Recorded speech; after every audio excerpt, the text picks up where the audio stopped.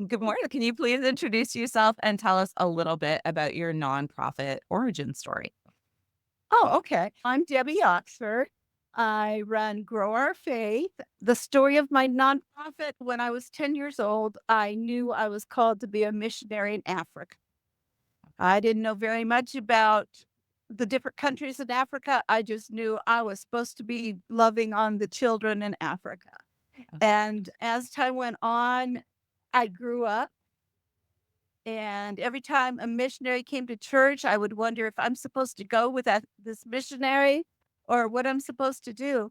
And I never got the opportunity to be a missionary. My children grew up, my grandchildren grew up, and I still had not gotten the opportunity to go. But one day, God told me to accept every friend request that came across my Facebook page, a really smart thing to do. Yeah. I did it.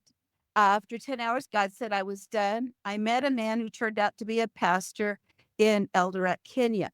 And by November of 2019, I had come to stay with him for a month and go around and meet people in Kenya and minister to them. And as soon as my foot touched Kenyan soil, I knew I was at home. And this was the first time in my life I'd felt that way. So it was just really amazing. At that time in my life, I had been married quite a long time, but my husband was terminally ill, and we knew that. So we made plans for what I would do after he passed away. And together we decided that I would move to Kenya.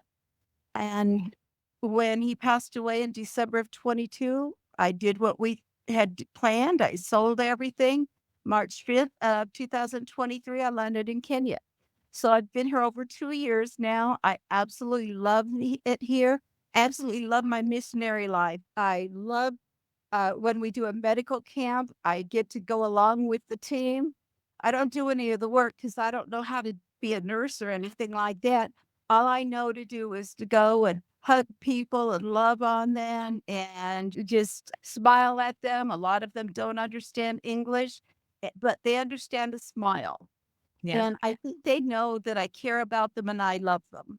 That's amazing. And so what's some of the work that Grow Our Faith is doing out in the community?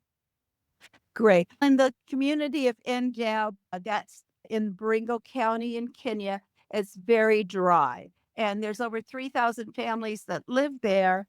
There's only three boreholes in the whole community. That's enough to provide water for about 1,500 people, and there's over 3,000 families. So Wow. there's not enough water. We're working on raising money to put a special type of borehole in that will last for hundreds of years. Most Right. boreholes last 15 to 20 years. And we're working on bringing in our harvest garden program to help them grow vegetables and things because the only thing they've been able to grow in the past is millet there. So they don't have greens and they don't have fruits and vegetables like most of Kenya does. So it's really a way of giving them some nutrition. We also have put a small, what we call an impact center there, which means we brought Wi-Fi in, we brought some laptops, we brought a printer, we brought a manager in to run this center. And now they have the same access to all of the education that's available online for free as the rest of the world. Of Amazing. course, we're still trying to teach them that it's there because they don't even know it's there in general until we come and educate them. And yet, most of the world that has free access to so much education, so much business information, and starting their own business that these guys don't have. And these guys are in such a vulnerable state that they're the ones that really need it. One of the things that they do there is they do what they call burning charcoal, and that's simply burning trees to make charcoal out of, and then they sell the charcoal. I Yeah. talked to one of the elders in the village. This was his job. This is the job of almost everybody in the village. There is no industry there. And he can sell, he says, if he has a really good week, he could sell a whole bag of charcoal for 600 shillings. That's equivalent to a little under $5. Wow. So in a month, if this guy has a great month, he might make $20. Yeah, absolutely. Hey, it's a totally different world through meeting so many members through the nonprofit Hive. Like you get the real shared experience for sure. And starting your own nonprofit, what would you say has been your favorite thing so far about the work? Hugging the kids, having them sit on my lap, Yeah. In your finding that family. lollipop. Yeah, absolutely. And so just I think that's the common thread that I see when I do these interviews is that it's the people is the reason why many of us are in this work. Oh, absolutely, absolutely. I love that. And challenges of the work, what would you say has been some of the biggest challenges in being in nonprofit? Understanding the cultural differences because the culture for business in America works one way, but Kenyans work differently.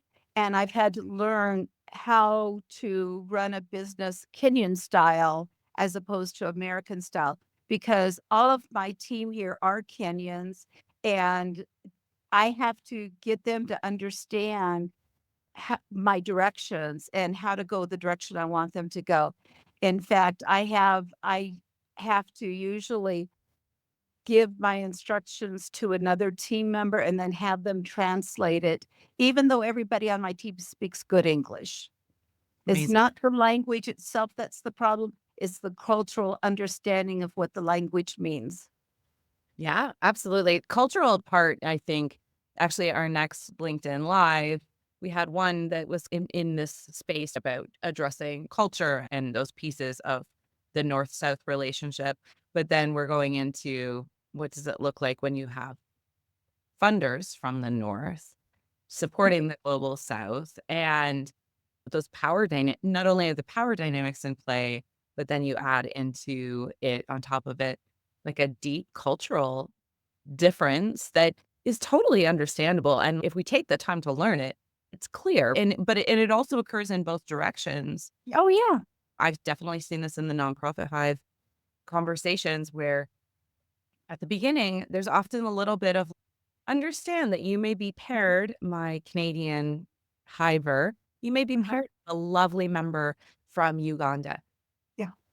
Time is a different construct in these two places a little bit. So please be generous with the fact that someone may be 5 minutes late. And on the opposite end, my members in Uganda, the hivers in Uganda, I'm educating them to go, listen, I'd love to put you in this conversation with a Canadian. Understand that if you're 20 minutes late, they will 100% be gone. And you can't be upset about that because that's just the reality. And so it's so interesting. I never imagined having to bridge all the cultures that have now joined the nonprofit Hive. Yeah. When we have our international meetings, we have up to 11 hours difference in time.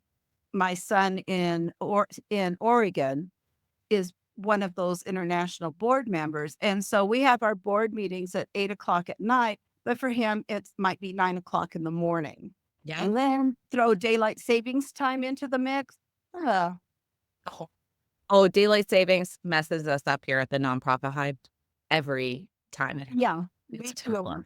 It messes everybody up because lots of places don't do daylight savings. And Of course, Kenya doesn't.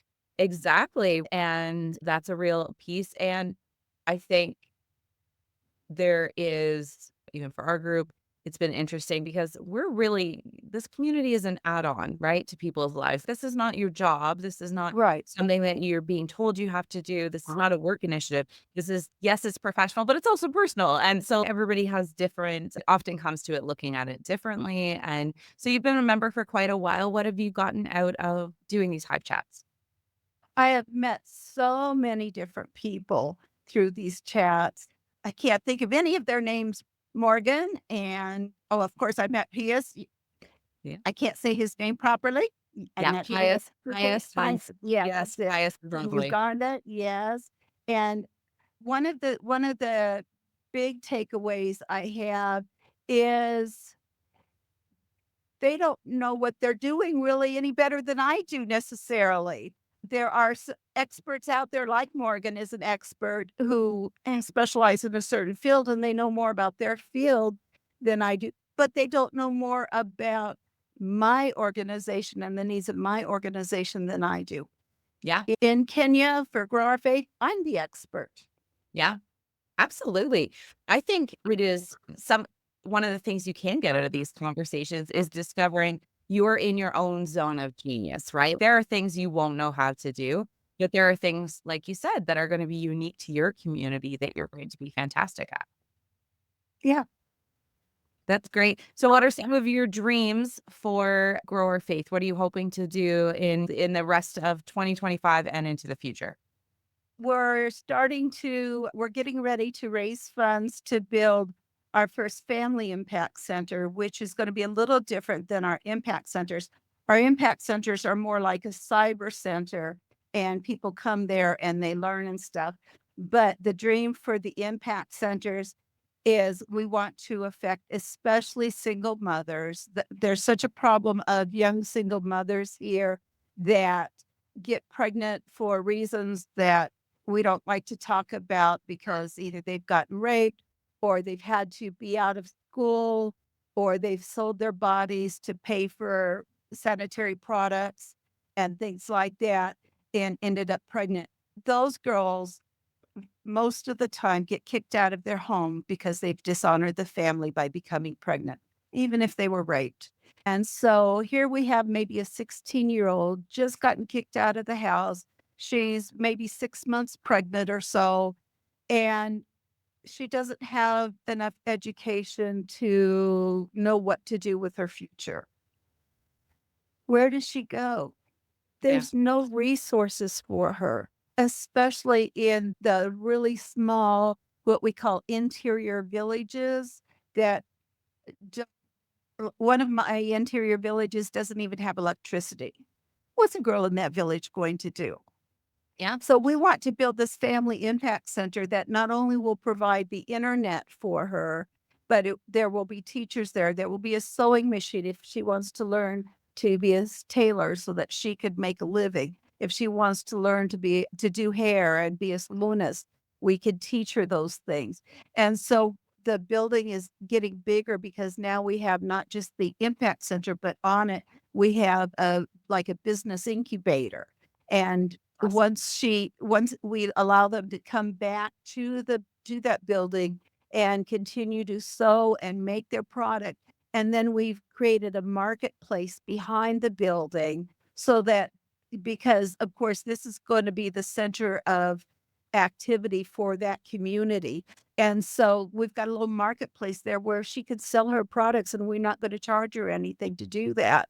And so we have in the business incubator, we have somebody who can follow her for a year and make sure she knows about saving back part of her income to buy more material or whatever it is that she needs to keep doing her business, and just make sure that she's doing good before we turn her out on her own.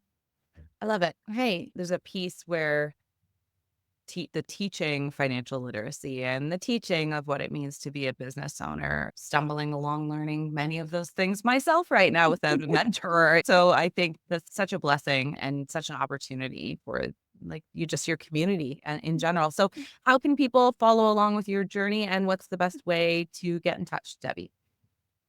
Our website is growourfaith.org, so you can look for me there.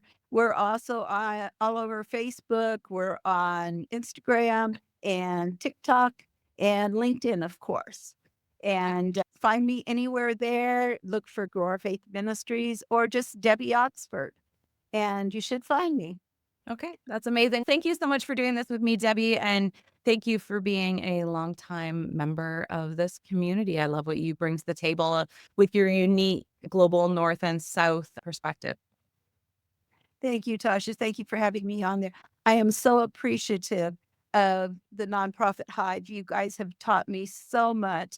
I've come a long way from I feel like I was a little girl when we first met. I know I'm not a little girl at all, but I really feel like I've come a long way. Hey, Amazing. I love it. All right. Thanks so much. Thank you. Bye bye.